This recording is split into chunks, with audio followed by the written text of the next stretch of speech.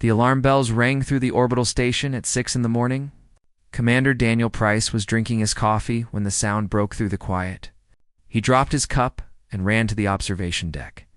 His boots made loud sounds on the metal floor as other crew members rushed past him. When Daniel reached the main window, stopped and stared. Ships were coming toward Earth. Not one or two ships, but hundreds of them. They moved slowly through space, their hulls torn and broken. Some were leaking air and fuel. Others spun gently as they drifted forward. These were not the ships of an invading army. These were the ships of people who had lost everything. "Get me a direct line to Earth Command," Daniel said to the communications officer. His voice was steady, but his hands shook slightly. In his 20 years of service, he had never seen anything like this. Lieutenant Amy Sullivan worked the controls at her station. She was young, only 26, but she was the best communications officer on the station. Her fingers moved quickly over the keyboard. "Sir, I'm receiving a transmission from the lead vessel. It's in English, but the grammar is strange." "Put it through," Daniel ordered. A voice came through the speakers. It was rough and broken, like someone speaking a language they had learned from old recordings. "Human station, we are Valshara. We come in peace. We need help, please. Our people die. Children die. We have nowhere else to go." The words hung in the air. Everyone on the observation deck stood still and silent. Daniel felt a weight settle on his chest. These were refugees. Real refugees from somewhere beyond Earth's small corner of space. "This is Commander Daniel Price of the Liberty Prime Orbital Station. We receive your message. Please hold your position. Do not approach Earth until we can arrange proper protocols. We understand." "We wait. Thank you, human Daniel Price. Thank you." The transmission ended. Daniel turned to his crew. "Get me everything. I want to know how many ships there are, how many life forms, what kind of technology they have. And someone wake up Dr. Lisa Morgan. She's going to want to see this." On Earth, President Helen Carter sat in the emergency conference room, deep beneath the White House. She had been president for only 2 years, and already she was facing the biggest decision in human history. Around the long table sat the most important people in the Global Defense Council. Admiral Kevin Shaw leaned forward, his gray hair perfectly combed even at this early hour. "Madam President, we need to be careful. We don't know these aliens. They could be lying. This could be a trick to get close to Earth." Dr. Lisa Morgan shook her head. She was a small woman, with sharp eyes that missed nothing. "Admiral, I've been analyzing the data from the station. Those ships are barely holding together. Some of them have hull breaches that should have killed everyone inside days ago. They're using some kind of emergency life support that we don't even understand yet. These people are desperate." "Exactly," Kevin said. "Desperate people do desperate things. What if they decide to take what they need by force?" Helen raised her hand for silence. "What do we know about them so far?" Lisa pulled up images on the large screen at the end of the room. The aliens were tall, much taller than humans, with scaled skin that shimmered in different colors. They had 4 arms and large eyes that seemed to glow slightly. They call themselves the Valshara. From what we've translated of their initial message, they're running from something called the Devores. It seems to be some kind of machine intelligence that destroyed their homeworld. Captain Gregory Foster spoke up from his seat near the end of the table. He was a rescue pilot before joining the Space Corps, and his face showed the scars of a dozen dangerous missions. "Madam President, if I may speak plainly, when I was doing rescue work in the Pacific, we had a rule. You don't ask questions when someone is drowning. You pull them out of the water first, then you figure out the rest. Those people up there are drowning in space." Admiral Kevin started to protest, but Helen held up her hand again. "How many are there, Lisa?" "Initial scans show approximately 15,000 Valshara across the entire fleet. That includes civilians, military personnel, and children. They have about 3 weeks of food and water left, maybe less." Helen closed her eyes for a moment. 15,000 lives hung in the balance. 15,000 beings who had traveled across the stars looking for hope. She thought about her grandfather who had come to America with nothing but the clothes on his back. He used to tell her that America was built by people who had nowhere else to go. We're going to help them, Helen said. Her voice was firm. But we do it carefully. Captain Foster, I want you to lead a team up to the station. You'll make first contact and assess their immediate needs. Lisa, put together a team of scientists and doctors. If they're willing, we'll start medical screenings and learn what we can about their biology. And where will we put them? Kevin asked. His tone made it clear he didn't like this decision, but he would follow orders. We'll set up a temporary settlement somewhere remote, away from major cities, but close enough to provide support. I'm thinking the Australian outback. Plenty of space, and the government there has already indicated they'd be willing to host. Lisa nodded. I'll start making arrangements. But Madam President, we should prepare for backlash. A lot of people are going to be afraid. Some will be angry that we're using resources on aliens instead of our own people. I know, Helen said quietly. But fear and anger don't get to decide who we are. We're better than that. We have to be. 3 hours later, Captain Gregory Foster docked his shuttle with the lead Velshara vessel. He brought with him Amy Sullivan as translator, Carlos Bennett as an engineer, and 2 medical officers. They wore their spacesuits and carried translation devices that Lisa's team had quickly, programmed based on the Velshara's transmissions. The airlock opened with a hiss. Gregory stepped through first, his hand near the weapon at his side, but not touching it. He wanted to be ready, but he didn't want to seem threatening. The Velshara who greeted them was old. Gregory could see it in the way he moved, slow and careful, like every step took effort. The alien was nearly 7 feet tall, his scales a deep blue color with streaks of silver. His forearms were held in a gesture that seemed peaceful.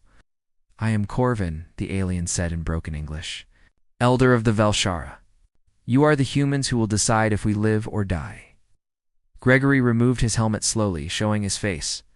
It was a risk, but he wanted Corvin to see him as a person, not just a suit. I'm Captain Gregory Foster. We're here to help. Can you tell us what you need? Corvin's large eyes seemed to shine with something that might have been tears. Everything. We need everything. Food, water, medicine, safety. We have been running for so long. So many have died. We sent messages to 12 different species. No one answered. No one wanted to help people who brought danger with them. Ami stepped forward, her scanner in hand. The president has authorized temporary sanctuary. We're going to help you, but we need to understand your situation. Tell us about the Devourers. Corvin's expression changed to something that Gregory recognized immediately. It was fear.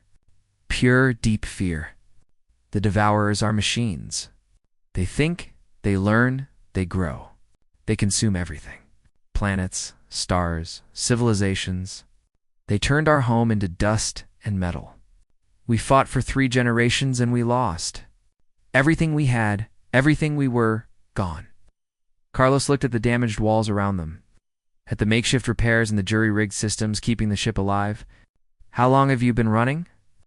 6 years. We have traveled far. When we heard your radio signals, your television broadcasts, we knew humans were young, new to space, but we had no choice. We came here because we had nowhere else to go. Gregory felt his throat tighten. He thought about his own children back on Earth, safe in their beds. He thought about what it would be like to lose everything and have to beg strangers for help. Corvin, I can't promise you everything will be easy, but I can promise you this. Earth doesn't turn away people who need help. We're going to get your people to safety. Corvin lowered himself to his knees, all forearms extended toward Gregory. It was clearly a gesture of deep respect or gratitude. Then we owe you a debt that can never be repaid. The Velshara will remember this. Always. As Gregory helped Corvin to his feet, he didn't know that this moment would change human history forever. He didn't know about the wars to come, the alliances that would form, or the enemies that would follow the Velshara to Earth. He only knew that it was the right thing to do, sometimes. Being human meant taking risks. Sometimes it meant opening your door to strangers. And sometimes it meant believing that compassion was stronger than fear. The Australian sun beat down on the red dirt, where where the Velshara settlement was taking shape. Lieutenant Amy Sullivan wiped sweat from her forehead as she watched construction crews work alongside the tall alien refugees. It had been 3 months since the Velshara arrived. The temporary camp had grown into something more permanent. Amy walked through the main pathway between the prefabricated buildings. Human workers moved equipment while Velshara families arranged their new living spaces. Children of both species watched each other with curious eyes, though they kept their distance. The adults were polite but careful. Trust took time to build. Corvin stood near the central meeting hall, his forearms gesturing as he spoke with a group of younger Velshara. When he saw Amy approaching, he excused himself and walked over to meet her. Even after 3 months, Amy still felt small next to the 7-foot-tall alien elder. Lieutenant Sullivan, Corvin said. His English had improved dramatically. I have something I must discuss with you. It troubles me greatly. What's wrong? Amy asked. She had learned to read some of Corvin's expressions. Right now, he looked frustrated and maybe a little ashamed. My people are not adjusting well. We are warriors. We are builders. We are engineers and scientists. But here we do nothing except accept your charity. It makes us feel useless. Some of the younger ones talk about leaving, about finding work on your colony worlds where they might feel they are earning their keep. Amy nodded slowly. She had noticed the tension growing in the settlement. The Velshara were proud people, and accepting help without being able to give anything back was eating at them. What would help? What do your people need? We need to contribute. We need to feel like we are not just taking from Earth. We have knowledge, technology, skills. But every time we offer to share our military technology or our weapon systems, your leaders refuse. They say they don't want payment for helping us. Corvin's scales shifted color slightly, a sign of distress that Amy had learned to recognize. They're not refusing because they don't value what you offer, Amy explained. They're refusing because they don't want you to feel like you owe us. President Carter believes that helping people shouldn't come with strings attached. But it does come with strings, Corvin said firmly. Every day we stay here, we put your world at risk. The Devourers followed us before. They could follow us again. Your people are sheltering us, feeding us, protecting us. We must give something in return. It is a matter of honor. Amy thought for a moment. She came from a military family. Her father had been a Marine. Her grandfather had fought in 3 different wars. She understood honor and the need to feel useful. What if we asked for something different? Not weapons or technology, but knowledge. Tell us about the Devourers. Help us understand what they are and how they fight.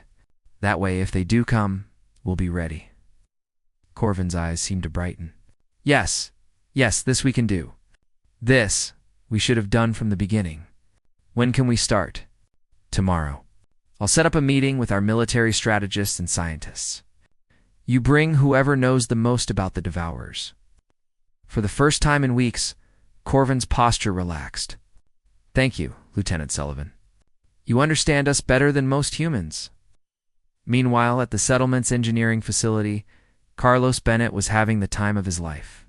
He stood in front of a partially disassembled Velshara power core, his hands covered in oil and some kind of alien lubricant that glowed faintly blue.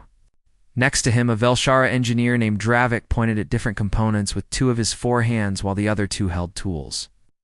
This part here, Dravik said. Tapping a crystal structure, it focuses the gravitational field into a stable pattern. Your human technology tries to fight gravity.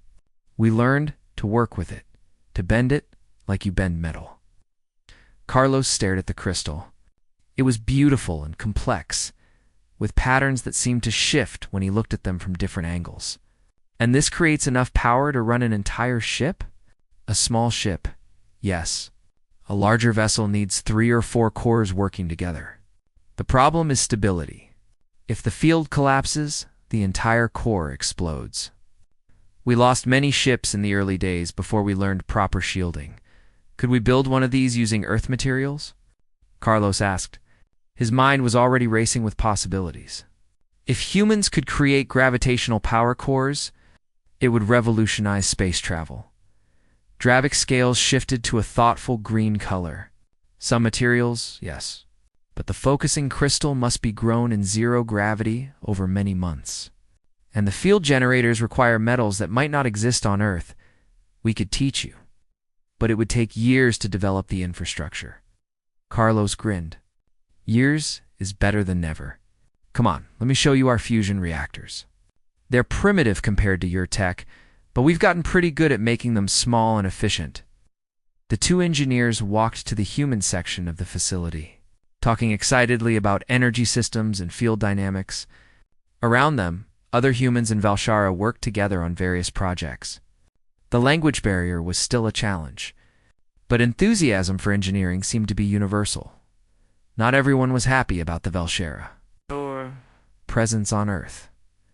In New York City, Senator Patricia Lane stood before a crowd of thousands.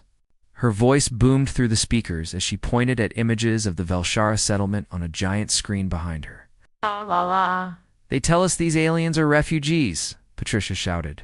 They tell us we need to help them. But what about our own people? What about the homeless in our cities? What about the struggling farmers and the unemployed workers?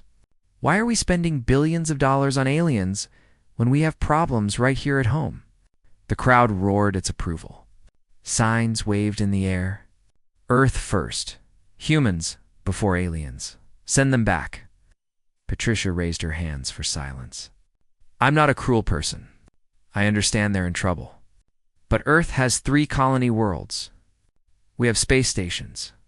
We have options. Why must they be here on our home planet, potentially bringing danger to our doorstep? I say we relocate them. Give them one of the colony worlds. Let them rebuild there, away from Earth. In her office in Washington, President Helen Carter watched the speech on her monitor.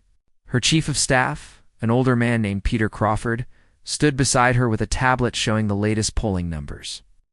She's gaining support, Madam President, Peter said quietly.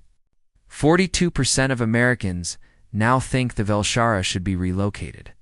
That's up from 30% last month. Helen sighed. People are afraid. I understand that. But relocating them to a colony world would be like exile. It would send a message that we help people only when it's convenient, only when there's no cost to us. With respect, Madam President, there is a cost. The settlement is expensive. Security alone costs millions per month. And Senator Lane is right about one thing. If the devourers do come, Earth will be the target.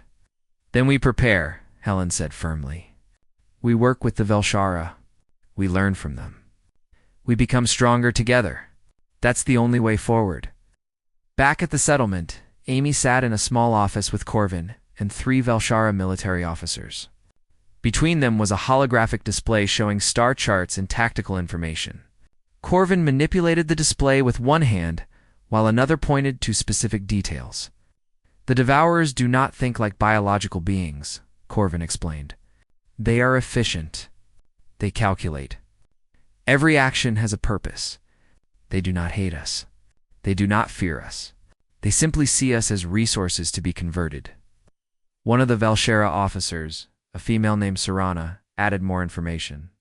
They start with scouts, small probes that map systems and identify targets. Then come the harvesters, massive ships that strip planets of all useful material. Finally, the processors arrive. They turn everything into more machines, more ships, more weapons. Amy recorded everything, her fingers flying over her tablet keyboard. How long between the scouts and the harvesters? It depends on distance and available resources, Corvin said. Sometimes months, sometimes years. But they always come. Once they find a target, they never stop. And you fought them for 3 generations, Amy said softly. What worked? What didn't? Sarana's scales turned a dark, sad blue. In the beginning, nothing worked. Our weapons were designed to fight other biological species. Energy weapons, kinetic projectiles, missiles. The Devourers adapted to everything. They learned our tactics and countered them. We lost 100 ships before we destroyed a single one of theirs. What finally worked? Amy asked. Corvin pulled up a new display showing a weapon system. Gravitational weapons. The Devourers are machines, but they still must obey the laws of physics. If you crush a ship with gravity or tear it apart with gravitational shear, there is no adapting. The machine simply breaks. We developed these weapons in the final years of the war, but by then it was too late. We had already lost too much. Amy studied the weapon design. It was complex, far beyond current human technology. But it was also possible. Given time and resources, human engineers could build something similar. Would you be willing to share this with our military? Not as payment, but as partnership. If the Devourers come here, we'll need every advantage we can get. Corvin looked at his fellow officers. Some conversation passed between them in their own language, too quick for Amy to follow. Finally, Corvin turned back to her. Yes, we will share everything. The alarm came at 3 in the morning.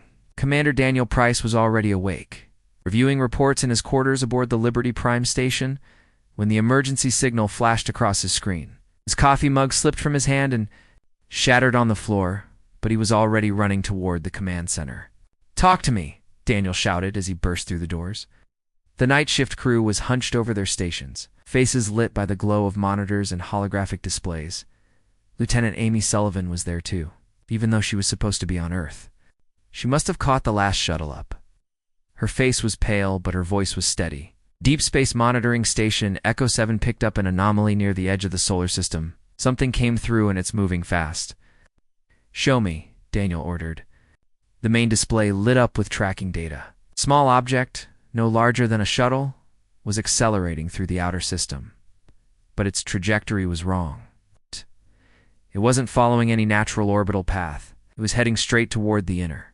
Planets with purpose and speed that no asteroid could match. "Is it one of ours?" Daniel asked, though he already knew the answer. "No, sir, it's not broadcasting any identification codes. And the composition is wrong." Daniel felt his stomach drop. "Get me Corvin now." 10 minutes later, Corvin appeared on the video screen from the settlement in Australia. Even through the connection, Daniel could see the change in the Elder's expression when he saw the tracking data. All 4 of Corvin's arms tensed, and his scales shifted to a dark, frightened blue. "It is a Devourer scout," Corvin said quietly. "I had hoped we had more time. I had hoped they would not find us." "How sure are you?" Daniel asked. "Completely sure. I have seen this pattern before. The size, the speed, the direct approach. It is scanning your system, gathering data, looking for us." Corvin's voice was heavy with guilt. "Commander Price, I am sorry. We brought this to your world." "I save the apologies," Daniel said. "Tell me what it does. Tell me what we're dealing with." Amy pulled up her tablet, ready to take notes. Corvin explained quickly, his words coming faster as urgency took over. "The scout will map your solar system. It will identify all planets, stations, ships, and resources. It will look for defensive capabilities and weaknesses. It will begin replicating itself using material from asteroids and small moons. Within days, there will be 2 scouts. You must destroy it. If it transmits its data back to the main Devourer fleet, they will come in force. You will have perhaps 2 months before the harvesters arrive. But Commander, you must understand something important. The scout will try to transmit its findings constantly. If any transmission gets through, the fleet will know where to find us." Daniel turned to his communications officer. "I want a jamming field set up immediately. Block all transmissions from that thing. Can get me Admiral Shaw on priority channel." "Sir," the tactical officer interrupted, "the scout is already replicating. We're detecting unusual activity in the asteroid belt. Something is building there." The display changed to show the asteroid belt, themselves to rocks, breaking them down and using the material to create new scouts. The process was fast, efficient, and terrifying to watch. Admiral Kevin Shaw appeared on another screen, his hair uncombed and his uniform hastily thrown on. "How bad is it, Daniel?" "Dead, sir. We have Devourer scouts in the system and they're multiplying. Corvin says if they transmit data back to their fleet, we have 2 months before an invasion force arrives." Kevin's face hardened. "Then we don't let them transmit. I'm mobilizing the fleet. Every ship we have is going out there. We'll hunt down every last scout and destroy them before they can call for help." Admiral Corvin said, his voice coming through the connection, "I request permission to join the fight." My people have experience with these machines. We can help. Get your best pilots and tacticians. We leave in 4 hours. The next few hours were chaos. Ships launched from Earth orbit, from the moon base, from Mars station. Velshara pilots boarded human vessels, trying to explain their tactics through translation software that struggled to keep up. Captain Gregory Foster supervised the loading of weapons onto his destroyer, the Guardian's Edge, which had been retrofitted with experimental Velshara gravitational systems. Carlos Bennett worked frantically in the engineering bay, making final adjustments to the new weapons. Sweat poured down his face as he calibrated the gravitational field generators. Dravik worked beside him, all 4 arms moving across different control panels simultaneously. The power flow is unstable, Dravik said, worry clear in his voice. If we push the weapons too hard, the entire system could overload. Then we'll be careful, Carlos said. But we need these weapons working. Standard missiles and energy beams won't be enough against the Devourers. I know, Dravik replied. Just remember, careful is better than dead. Gregory walked into the engineering bay, his flight suit already on. Good, because we're launching in 3. Gregory looked at both engineers. I know the system is new. I know it's risky. But if Corvin is right, these weapons are our best shot, so make them work.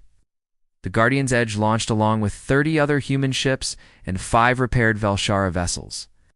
They spread out across the solar system, hunting for scouts. The first contact came near Jupiter. A patrol group found 3 scouts, harvesting material from one of the smaller moons. Gregory watched through his view screen as the battle unfolded. Human missiles struck first, destroying 1 scout immediately, but the other 2 adapted instantly, deploying shields that deflected the next wave of attacks. They were learning, just like Corvin had warned. Fire gravitational weapon, Gregory ordered. Carlos activated the system from his station. The Guardian's Edge shuddered as massive power flowed through the new weapon. A pulse of twisted space-time shot forward, invisible but devastating. When it hit the second scout, the machine simply crumpled, crushed by impossible gravitational forces. There was no explosion, no dramatic flash of light. The scout just ceased to exist as a functional object.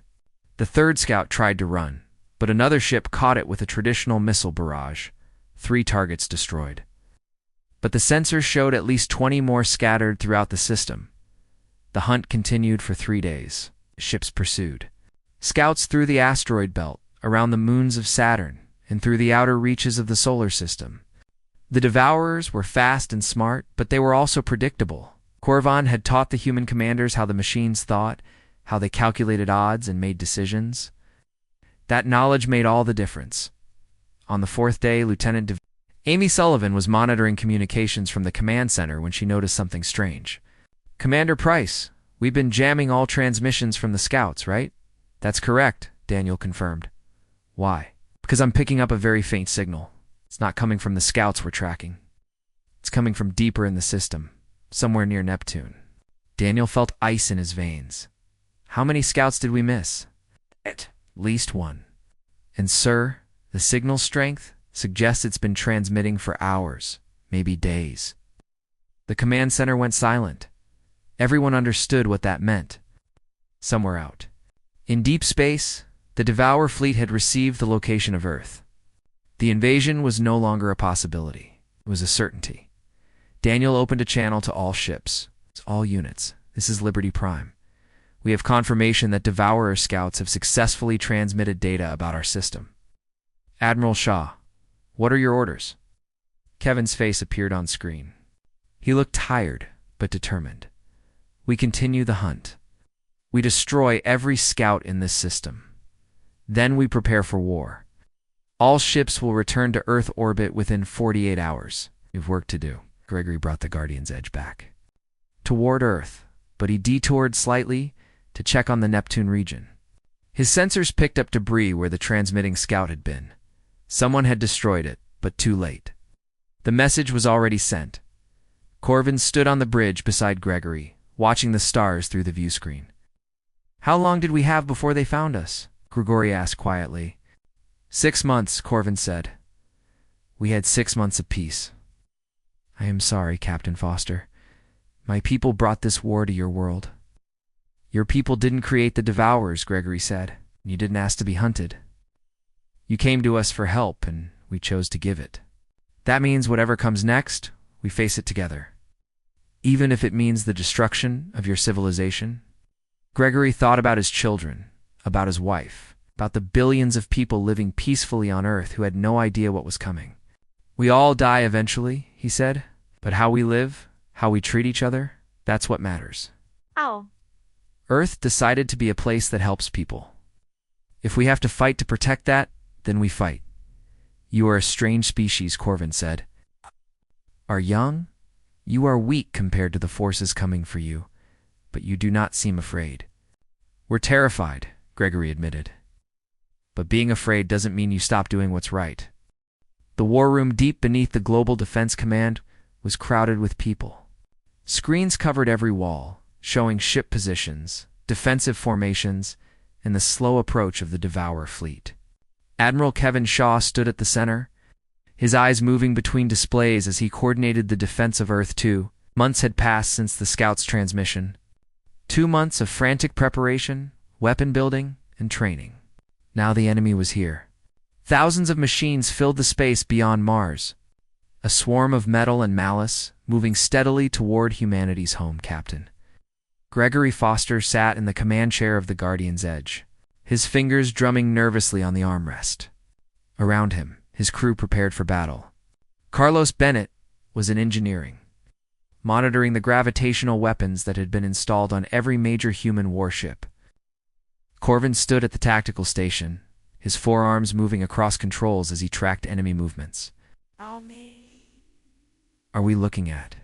Gregory asked. Corvin's scales were dark blue, the color of deep worry. 7,000 smaller vessels, approximately 200 harvester ships, and 3 processor platforms. Captain, the Velshara, fought for 3 generations and never faced a fleet this large in a single battle. First time for everything, Gregory said, trying to sound more confident than he felt. His crew needed to believe they could win. Even if he had doubts, he couldn't show them.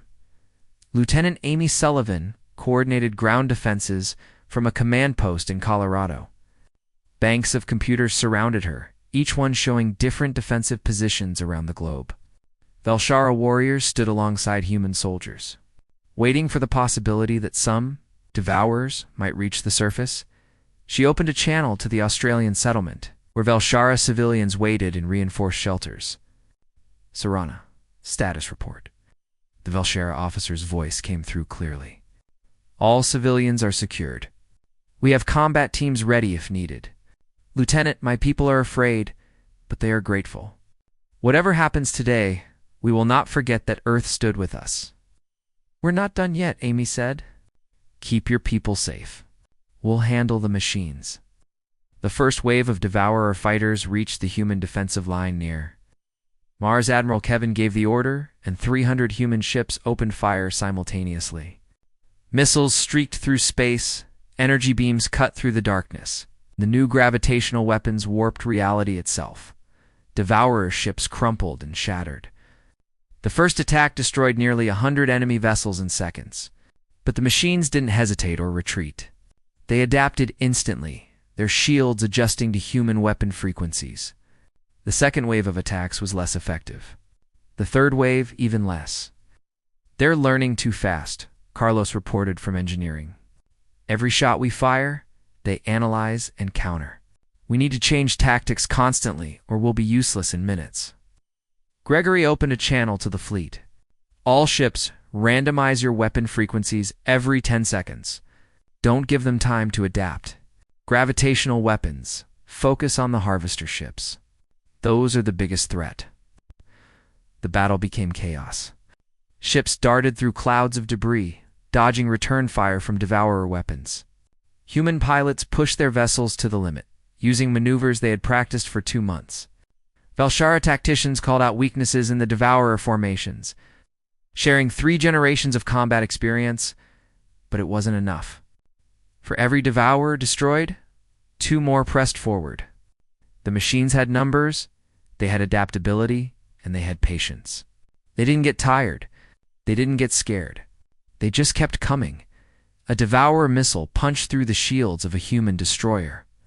The ship exploded in a flash of light, taking 60 crew members with it. Then another ship fell. And another. The defensive line was breaking. "We need to fall back," one of the fleet captains said over the communication channel. "We're losing too many ships." It's negative. Admiral Kevin's voice cut through the chatter. "If we fall back, they reach Earth. We hold the line here. That's an order." Gregory watched a swarm of Devourer fighters approach the Guardian's edge. Carlos route all power to forward shields. Corvin target the lead fighter with gravitational weapon. The ship shuddered as enemy fire hammered their shields. Warning lights flashed across the bridge. Then the gravitational weapon fired, and the lead Devourer fighter collapsed into a point of twisted metal. The ships behind it scattered, recalculating their approach. "Good shot," Gregory said. "Now target the next one before they adapt." For 3 hours, the battle raged across the space between Mars and Earth. Human courage met machine efficiency in a test of wills and weapons.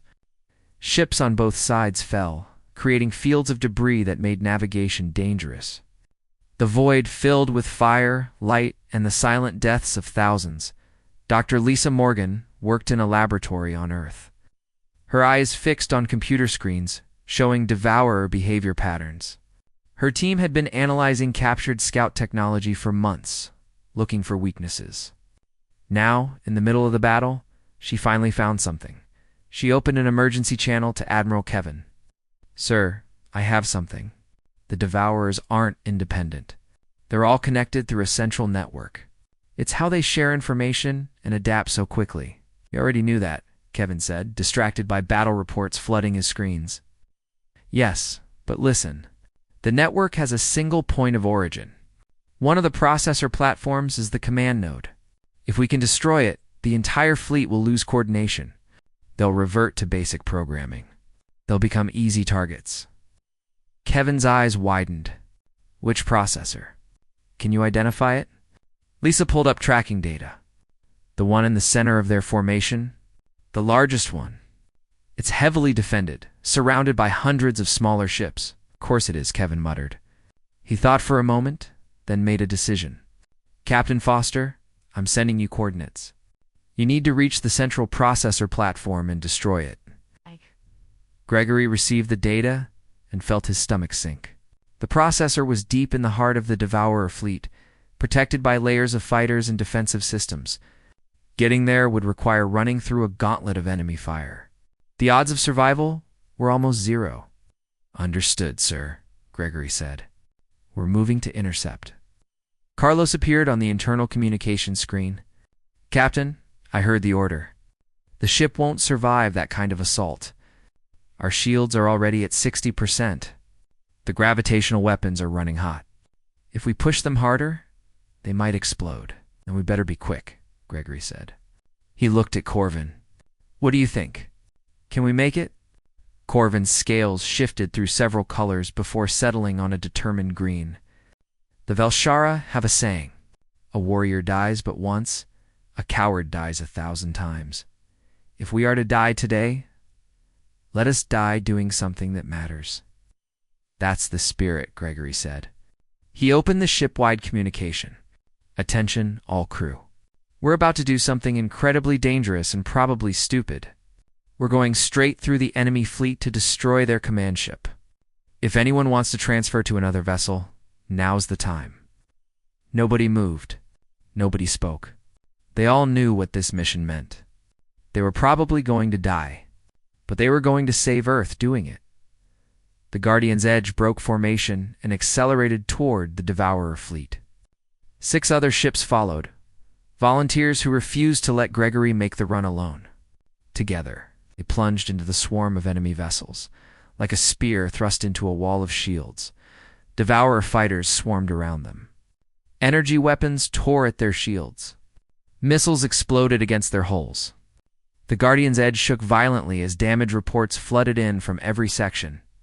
One of the following ships exploded, torn apart by concentrated fire. Then another fell, and another. Shields at 30%, Carlos shouted over the noise of alarms. "We're not going to make it." "Keep going," Gregory ordered. "We're almost there." Corvin fired the gravitational weapons again and again, each shot destroying a devourer, but putting more strain on the overheating systems. Smoke filled the bridge as one of the control panels exploded. A crew member screamed as shrapnel cut through his suit. The processor platform loomed ahead, massive and dark against the stars. It was the size of a small moon, covered in weapons and armor. Defensive systems locked onto the Guardian's edge and opened fire with everything they had. "Shields failing," Carlos reported. "Hull breaches on decks 3 and 5. We're losing atmosphere." Grigri gripped his armrest so hard, his knuckles turned white. They were going to die. He knew it. Everyone knew it. But if they could just get close enough, if they could just deliver one good shot to that processor, then their deaths would mean something. 2 more ships behind them exploded. Now only the Guardian's Edge and 1 other vessel remained. They were 50 kilometers from the processor, then 40, then 30. "All power to forward gravitational weapon," Gregory ordered. "Everything we have." "Carlos, I don't care if the ship tears itself apart. Give me 1 shot." Carlos worked frantically, rooting power from life support, from shields, from every system that wasn't immediately critical. The gravitational weapon charged, building energy beyond its design limits. Warning alerts screamed that catastrophic failure was imminent. "Ready," Carlos said. "But Captain, when we fire this, the feedback will probably kill us all." "Then we better make it count," Gregory said. He targeted the center of the processor platform. The hospital room was quiet, except for the soft beeping of medical equipment. Captain Gregory Foster lay in bed, his left leg in a cast and bandages wrapped around his ribs. He had been unconscious for 3 days after the rescue team pulled him from the wreckage of the Guardian's Edge. Now he was finally awake. Staring at the ceiling and trying to process everything that had happened, the door opened and Admiral Kevin Shaw walked in. Carrying 2 cups of coffee, he looked tired, with dark circles under his eyes, but there was something different about his expression. Something lighter. "You're awake," Kevin said, setting 1 coffee cup on the table beside the bed. "The doctors said you'd pull through, but I wanted to see for myself." "How many did we lose?" Gregory asked. His voice was rough from days without speaking. Kevin sat down in the chair beside the bed. 2,347. That includes crew from 38 ships that were destroyed completely. Another 6,000 wounded." He paused. "It could have been much worse. If you hadn't destroyed that processor, we would have lost everything." Gregory closed his eyes. Over 2,000 people dead. Over 2,000 families destroyed. And the Velshara. They lost 83 warriors in the battle. On the ground, no casualties. The Devourers never reached Earth's surface. Kevin took a sip of his coffee. "Corvin is asking about you constantly. He says you saved his people twice now, once by giving them shelter, and once by stopping the machines that hunted them." "I just did my job," Gregory said quietly. "You did more than that. You showed everyone what humans are capable of when we fight for something that matters." Kevin stood up. "Rest now. There's a lot of work ahead, but it can wait until you're healed." In the Australian settlement, Lieutenant Amy Sullivan walked through streets that looked completely different from 2 months ago. Velshara and human children played together in the parks. Mixed crews of engineers worked on damaged buildings. People who had been strangers were now neighbors, friends, and in some cases, family. Corvan stood near the central plaza, watching the activity with 3 of his arms folded and the 4th holding a human tablet. Amy approached him with a smile. "How's the arm?" she asked, nodding at the sling supporting his injured limb. Healing, Corvin said, "Your doctors are very skilled. They say I will have full use of it within 6 weeks." He gestured at the settlement around them. "This place has changed much." "People change when they go through something difficult together," Amy said. "We're not just helping you anymore. We're building something new together." Corvin's scales shifted to a warm golden color. "Lieutenant Sullivan, I must tell you something. When we first arrived at Earth, many of my people wanted to leave. They felt like burdens. They felt like they had brought death to your world. After the battle, I expected those feelings to grow stronger. But they didn't, Amy asked.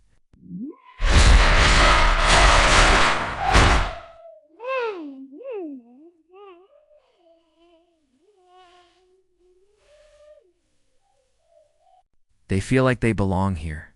They feel like Earth is home. Corvin looked at Amy with his large, expressive eyes. Is this acceptable to your people? Do humans want us to stay? Amy thought about the protests that had happened before the battle.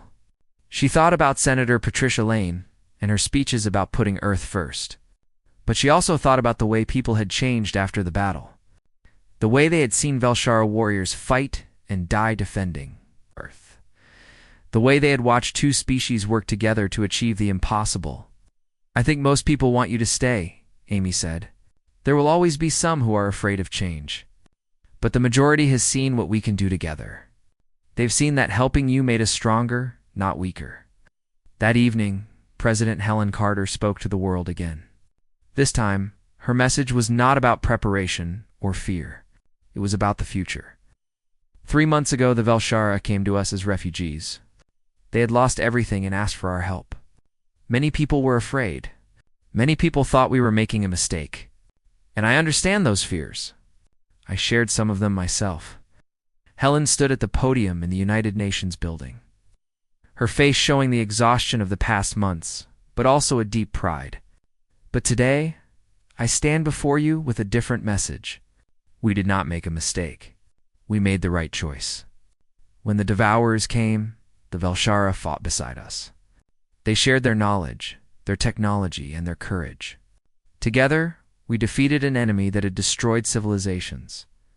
She paused, letting her words reach billions of people watching across Earth and the colonies. Now we face a choice about our future. We can close our doors and return to isolation, or we can build on what we've learned. We can become a beacon of hope for others who need help. Helen looked directly at the cameras. I propose that Earth establish the coalition of free worlds. Any species fleeing oppression, war, or extinction will be welcome here. We will offer sanctuary, support, and partnership. Not because we expect payment, not because we want something in return, but because it's the right thing to do. Chamber erupted in applause. Not everyone agreed, but the majority supported the idea. Earth had proven that compassion could be strength. Now they would build a future based on that principle. Carlos Bennett stood in the engineering bay of the new ship, being constructed in Earth orbit. It was larger than the Guardian's Edge, incorporating the best of human and Velshara technology. Gravitational weapons, advanced shields, and engines that could push the ship faster than anything humanity had built before. Dravik worked beside him, as he had for months now. The two engineers had become close friends, often working late into the night on new projects and designs. Today they were installing the final power core. What will you name this ship? Dravik asked as he calibrated the gravitational field. Carlos smiled. Captain Foster gets to choose, but I heard he's considering the name Sanctuary. As a reminder of what Earth has become, Sanctuary, Dravik repeated, testing the word. It is a good name. It means safety. It means home. That's exactly right, Carlos said. He looked at his friend. 6 months ago, I didn't know aliens existed. Now I can't imagine working without you. It's funny how fast things change. Dravik's scales shifted to a pleased green. You humans adapt quickly. It is one of your greatest strengths. The Velshara spent centuries perfecting our technology. You take our designs and improve them within months. Oh, that's because we're not afraid to try new things, Carlos said. Sometimes we fail, but sometimes we discover something amazing. In space. The wreckage of the Guardian's Edge drifted slowly in orbit around Earth. Salvage teams had recovered what they could, but most of the ship was too damaged to save. Admiral Kevin stood on the observation deck of the Liberty Prime Station, looking at what remained of the vessel that had saved humanity. Commander Daniel Price joined him at the window. They're talking about building a memorial, Daniel said. For all the ships and crew we lost, good, Kevin said.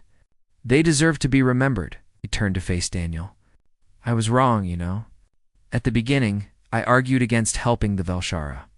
I thought we should protect ourselves first and worry about others later. You were being cautious, Daniel said. That's your job.